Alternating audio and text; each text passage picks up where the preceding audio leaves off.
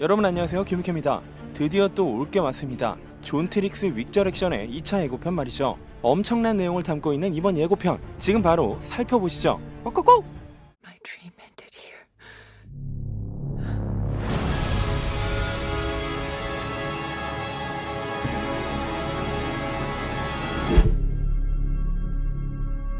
We can't see it, but we're all trapped inside these strange repeating loops. Billions of people just living out their lives, oblivious. 샌프란시스코의 야경을 보여주는 인서트 이후 플래시를 비추며 특수 부대원들이 박차고 들어간 방 안에는 트리니티가 앉아 있습니다.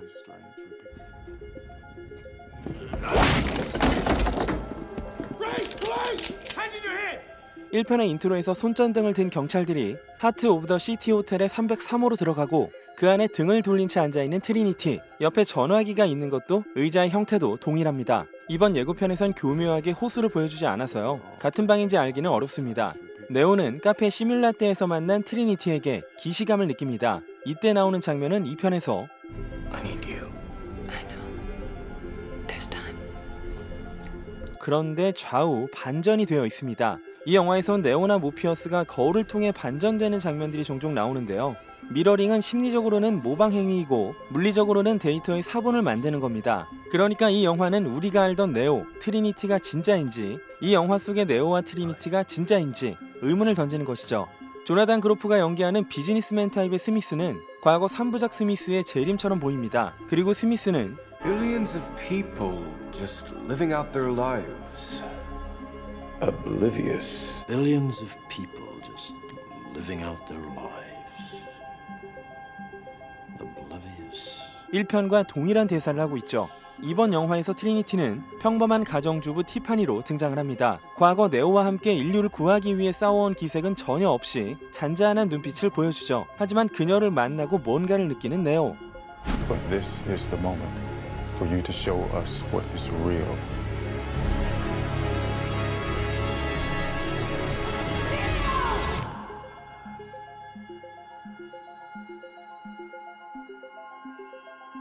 I remember this.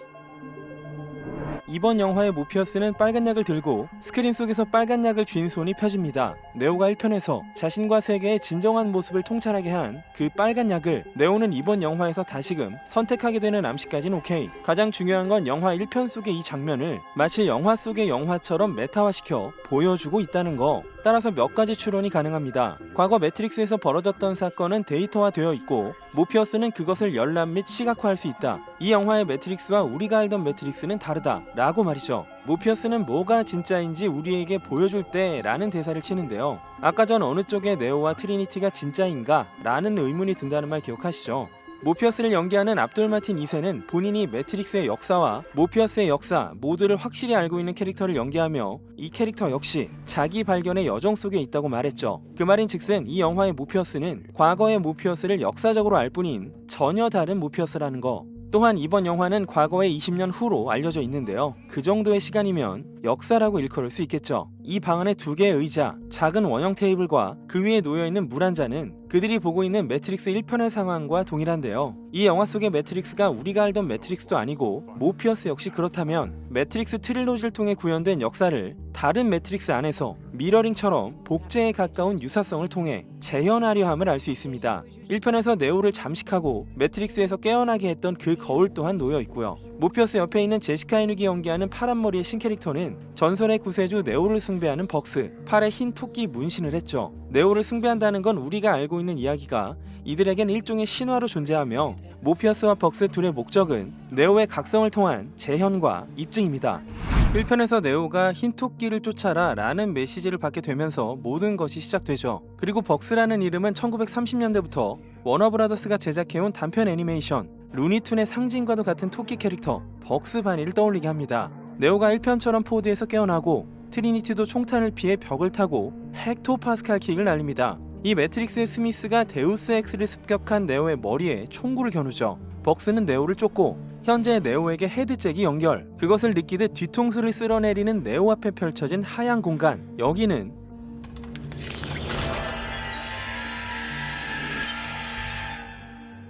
무엇이든 로드할 수 있는 가상 공간인 컨스트럭트. Your clothes are different, the plugs in your arms and head are gone. Your hair has changed. Your appearance now is what we call residual self-image. 모피어스가 말했던 자녀 자기 이미지란 레지듀얼 셀프 이미지, 줄여서 LSI라고 부르는 디지털 자아와 정신을 투영한 모습으로 매트릭스 속의 모습은 실제 개인의 특성과 강하게 연결되어 있기에 기본적인 생김새나 신체 자체는 크게 변경할 수 없습니다만 복장을 비롯해서 모발이나 수염 등 직접적인 신체가 아니라면 쉽게 변경이 가능하죠. 그러니까 네오의 육체가 노화된 건 아까 20년 이후라는 설정에 무게를 더합니다. 현실에서 네오가 세월을 정통으로 맞았다는 거, 네오를 각성시키려는 모피어스와 벅스는 네오와는 전혀 다른 세대입니다. 그리고 It's a deja vu.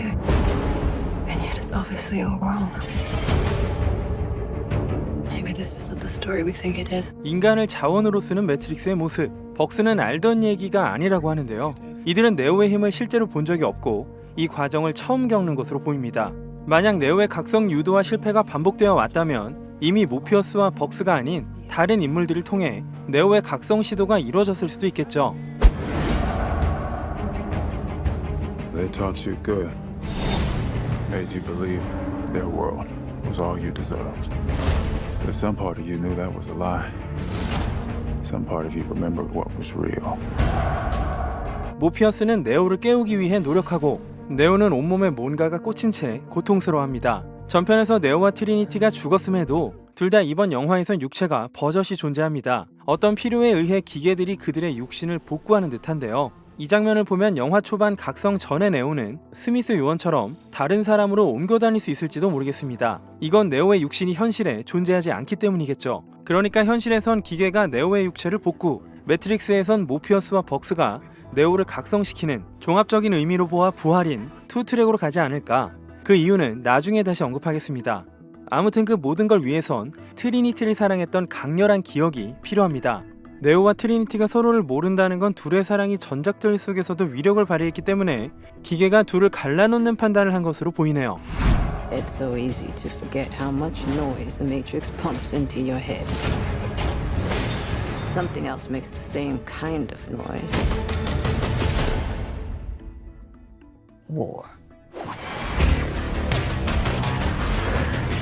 모피어스와 벅스는 일본 신칸센 내에서 격투를 벌이고 총을 든 남성은 모자와 마스크를 쓴 여성을 내던집니다. 이제 매트릭스 속의 도시는 샌프란시스코만이 아니라 도쿄를 모델링한 곳도 존재합니다. 모피어스가 문을 열고 도망치는 뒤편엔 경찰이 있고 벅스도 함께 뛰어내립니다. 1차 예고편의 이 장면에서 경찰은 요원이고 이 장소는 네오가 약을 선택했던 그 건물과 비슷하죠. 역시 재현과 반복감을 느끼게 합니다. 그리고 등장하는 건 과거 모피어스의 연인이었던 나이오비의 훌쩍 나이든 모습. 제이다 핑켓 스미스의 나이가 50세인데 그 나이를 상회하게 보이도록 분장했습니다. 아마 네오보다 더 나이가 들어 보이게 하려는 의도 같고요. 네오의 신체 복구 시점에 따라 둘의 노화 정도가 다르게 표현되지 않을까 싶네요. 네오는 머리와 수염이 없으니까 네오스럽고 좋네요. 게다가 나이오비는 한쪽 눈에 부상을 입고 흉터도 얻었습니다. 3편의 마지막 장면에서 센티넬이 시온을 떠나기 시작하자 모피어스를 껴안고 Neo, wherever you are. Thank you. 이렇게 말했던 나이오비, 언제부턴가 또 다른 전쟁이 시작되었고 그동안의 삶이 녹록치 않았음을 보여줍니다. 그녀의 목적이 단순히 다시 한번 네오를 각성시키는 정도가 아니라 이미 과거를 되풀이하고 있는 상황이라면 모든 걸 만회할 정도로 급진적인 목적을 가지지 않았을까 싶고요. 역시 벅스의 액션 지분이 높다는 것도 알 수 있습니다. 제시카 헤닉이 샹치 출연을 거절하고 매트릭스를 선택했다죠.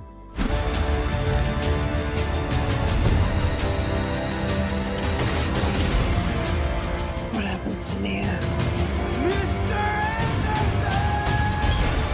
그 다음 두 대의 호버크래프트 전함이 등장합니다. 1, 2편에서 활약한 모피어스의 느부갓네살은 폭파가 됐었고 나이오비의 로고스는 3편 마지막에 불시착을 하지만 매트릭스 세계관 속의 호버크래프트는 수십 대나 되기에 기종을 특정할 수는 없습니다.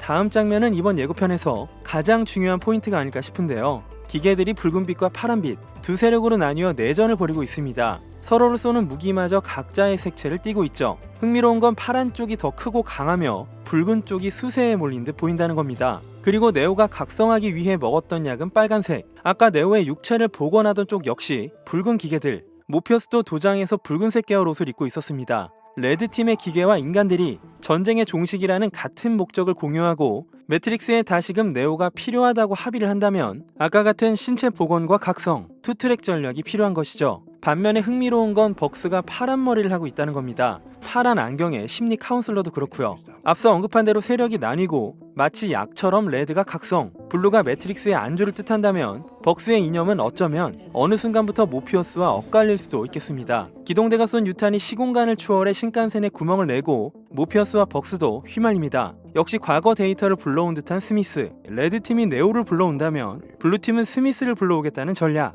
뒤에서 폭발이 일어나는데 만세를 하는 네오 형. The most important choice in Neo's life. It's not his to make.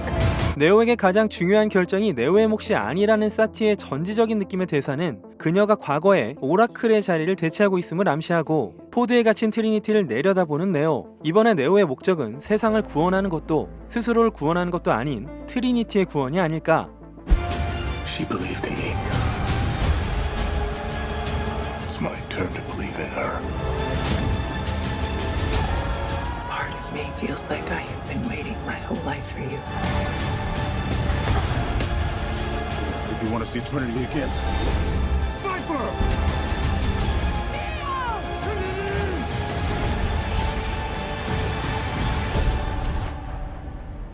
1편 같은 헬기 장면 이후 옥상 전투, 간판에 부딪힌 모피어스, 각성한 네오와 트리니티의 시가전, 1편의 후반부 같은 스미스와의 결전. 다음 장면은 2편에서 수많은 스미스가 네오를 덮쳤던 장면을 카페에서 재현하는데 그 자리엔 요원들과 함께 카운슬러도 앉아 있습니다. 그리고 키아누 리브스가 이번 영화를 두고 러브스토리라고 한 이유가 보이죠.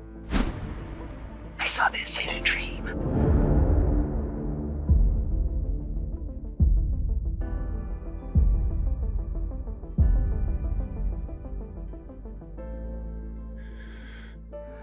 My dream ended here.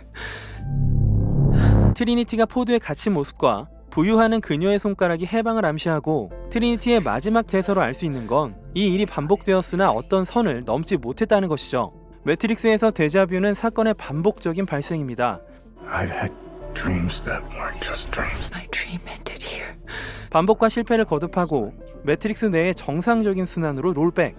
이후 꿈으로 증착되어 다시 데자뷰로 이어집니다. 이와 비슷한 이야기가 하나 있습니다. 과거 매트릭스 코믹스 시리즈 데자뷰에서 선보인 적이 있었는데요. 주식 트레이더인 남자는 아주 예민한 여자와 결혼을 하게 되는데 그 극도의 예민성이 결국 예지력으로 이어졌고 그걸 주식 투자에 활용합니다. 어느 날 여자는 쇼핑몰에서 자동차 사고를 예지하고 그 사고를 막고 자신의 예지력을 언론 인터뷰를 통해 밝혔으며 지진이 일어날 것까지 예측을 합니다. 그렇게 데자뷰를 경험한 두 사람은 세상의 근본적인 구조를 파악하고 진실을 집요하게 파고들지만 임신과 소송 등 일상 속의 사건에 치이면서 데자뷰가 멈추고 또다시 매트릭스의 순환으로 스며듭니다. 이런 각성과 순환의 반복이 네오와 트리니티 둘에게 있어 왔던 것이죠. 다음은 마치 트리니티 같은 벽 딛고 헥토 파스칼 킥 이후 내위기 장풍까지 시전하는 모습을 끝으로 예고편이 끝납니다. I still know kung fu. 몇 가지 더 정리해 볼게요. 어쩌면 생각보다는 영화의 스케일이 크지는 않을 것으로 보입니다. 모든 푸티지를 종합해보면 1편의 규모쯤이 아닐까. 유독 1편의 이미지를 많이 사용하고 있기도 하고요. 어쨌거나 이번 영화의 가장 중요한 키워드는 데자뷰입니다. 2차 예고편 앞서서 공개한 짧은 예고편 데자뷰에선 매트릭스 전편을 대조시키거나 유사점을 보여주면서 노스텔지어를 자극합니다. 예고편으로 엿보이는 플롯이나 샷이 모두 과도할 정도로 과거만을 겨냥하고 있다는 생각이 들었는데요. 만약에 제 가설대로 모피어스 일행이 재현을 통한 네오의 각성을 목적으로 한다면 나름 합리적으로 보이기도 합니다. 로렌스 피시번의 공백이 아쉽긴 하지만요. 또 다른 매트릭스에 네오를 비호하는 세력이 등장하기 위해 어쩔 수 없는 선택이었을지도 모르겠네요. 결국 사랑이 모든 것의 열쇠가 되는 건 워쇼스키 감독이 부모님을 여의고 이 영화를 하기로 마음먹은 점이나 클라우드 아틀라스에서도 이런 주제를 탐색했던 점 또한 연관성이 있어 보이고요. 따로 공개된 30초짜리 예고편들은 특별히 새로운 장면들은 담겨있지 않았으나 딱 한 가지, 메로빈지언의 마치 노숙자 같은 모습이 살짝 비쳤는데요. Mark my words, boy, and mark them well. I have survived your predecessors, and I will survive you.